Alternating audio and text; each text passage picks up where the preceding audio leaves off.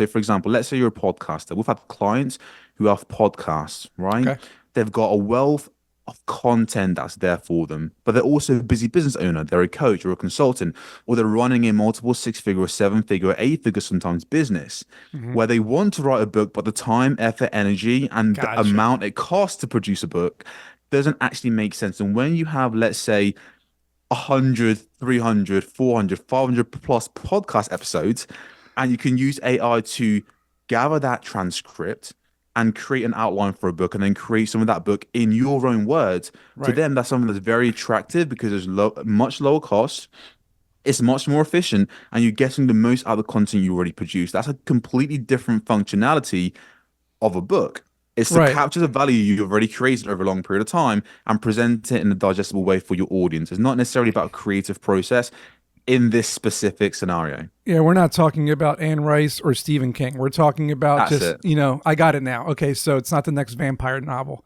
No, Although, no, no. although AI can Who do that, knows? right? AI can. It could be an A idea ton that of you good think is ideas. good, or there's so many quote unquote good ideas, but is there a market for that good idea? That's a good point. So you're saying almost kind of turning it backwards and looking for the good market first before you decide to write the book. So like, it might be a good idea for a book, but there's no market for it. So I like that. So that's a good idea.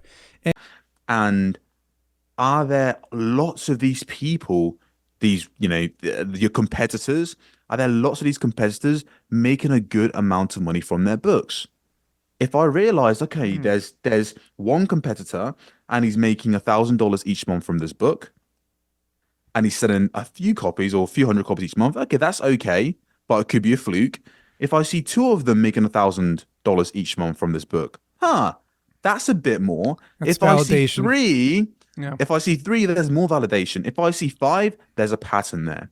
So what you're looking for as a spy, as a secret agent, is to do your investigation. The next step that I would do is I would look even further into those individual books that are getting, 1,000 sales per month. I would look at the bad reviews, so the the 1 to 2 star reviews that are just awful. Sorry, the 2 to 3 star that are not just dead right awful, son of a Right. bad day, giving a crappy review. I'll scrape all of that data. I would also do that for all the 5 star reviews. I'll collect that information, feed it to ChatGPT, and say, hey, I want to make a book on leadership for men. Based on all of these positive reviews and negative reviews, please fill in the gap and create me a productive outline. Once you find out you have a book idea, you validate it, you see that's actually viable, then you can confidently invest in that book knowing where you're going to end up. If there's no market for it, you can still go for it.